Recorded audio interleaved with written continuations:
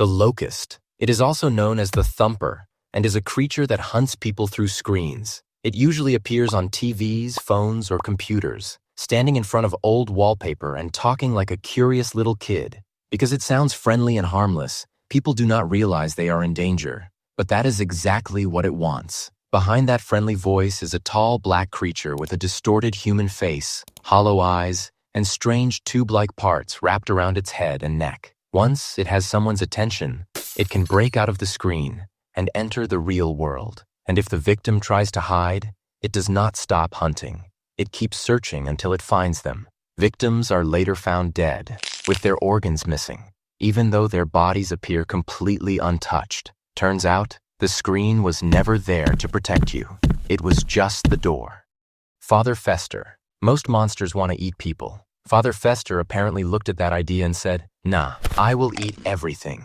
That is Father Fester, also known as Father Harvest. It has a long, skinny body, huge eyes buried deep in its face, and a jaw stretched so far that it looks completely broken. Strangely, it always seems to appear in tiny, dark spaces where something that large should not even fit. Every time it shows up, its face looks a little different, almost like it is slowly changing into something else. It is said to be hungry for absolutely everything, not just people, but souls, emotions, happiness, sadness, meaning, and even time and space. Basically, if something exists, it can be consumed by it, and as it continues feeding on all of that, it is slowly getting closer and closer to our world. The Boiled One. It is also known as Fen 228, and first appeared during a hijacked rerun of a kids' show called Tree of Heaven. Viewers saw a huge dark figure with a melted red face and heard it speaking in a strangely calm voice. Not gonna lie, if that face suddenly popped up on my TV, my first thought would not be ancient evil entity. It would be, who microwaved this dude? After seeing its face, people reported that they could not forget it. The image stayed permanently stuck in their memory. Soon after, many started hearing whispers, trumpet sounds, and what sounded like thousands of people laughing and screaming at night. The biggest effect happened when victims went to sleep. They would become trapped inside their own bodies, fully aware of everything around them, but unable to move. Despite this, it does not actually kill its victims. Instead, it affects them mentally and leaves them stuck in that condition. What makes it dangerous is that it spreads through seeing its face. Once someone has memorized it, the effects begin, making it one of the most feared entities in Dr. Nowhere's universe.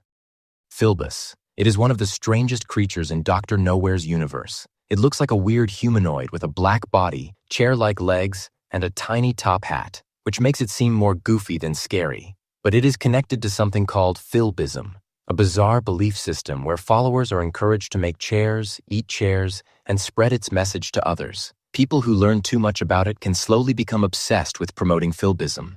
Even simple conversations about it somehow end up spreading its influence. That is why it stands out from other horror creatures. It spreads like an idea, turning more and more people into followers of Philbism.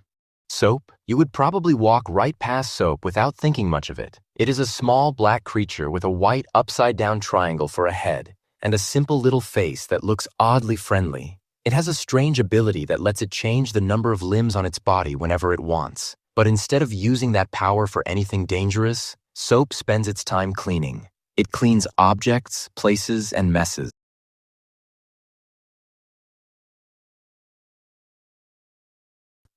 Lost children. They are strange creatures that look like giant walking windmills. They have tall, thin bodies, a single eye in the center of their heads, and windmill blades that spin as they move. They spend their time wandering across hills and fields with no clear destination. Most of the time, they travel in groups, moving together like a bunch of children exploring the world. Sometimes, they suddenly stop for a moment, almost like they are daydreaming, before continuing on their way. Nobody knows where they are going or what they are searching for, but because of the way they wander and behave, they are believed to be imitating lost children, endlessly walking without ever finding their destination. Backyard angel. A glowing fallen angel showing up in your backyard sounds cool, right up until you actually see it. It looks like an angelic humanoid with a head made of bright glowing light, strange tendrils hanging from it, and long white ribbon-like wings that appear to be made of flesh. A white cloth covers its shoulders and torso, giving it the appearance of a fallen angel. Dr. Nowhere only gave a single clue about it, saying that a fallen angel appeared in his backyard. Beyond that, nothing was ever explained. There is no clear answer about whether it is good or evil. Dr. Nowhere's stories often turn emotions like guilt and childhood fears into paranormal entities, and it may be connected to those same ideas. Honestly, bro looks like he got banned from heaven and has been standing in somebody's backyard ever since. The Follower. Ever get that feeling that somebody is following you in the dark? That is exactly what the Follower plays on. A creature that first showed up in Dr. Nowhere's video. Has this ever happened to you? It looks like a giant melted red head, with swollen eyes, crooked teeth, and a tiny black body. It appears on TV and tells viewers that nobody is following them, and that they can sleep peacefully without worrying. At first, it sounds like it is trying to help, but the more it repeats the message, the more unsettling it becomes. Instead of attacking people, it messes with their minds, making them question whether they are actually safe or not. That is why many people think it is connected to the Boiled One, since both seem to use psychological horror rather than direct violence. And if it ever shows up on your screen, the best thing to do is simple. Turn off the TV and ignore it. Carolers, if you ever hear soft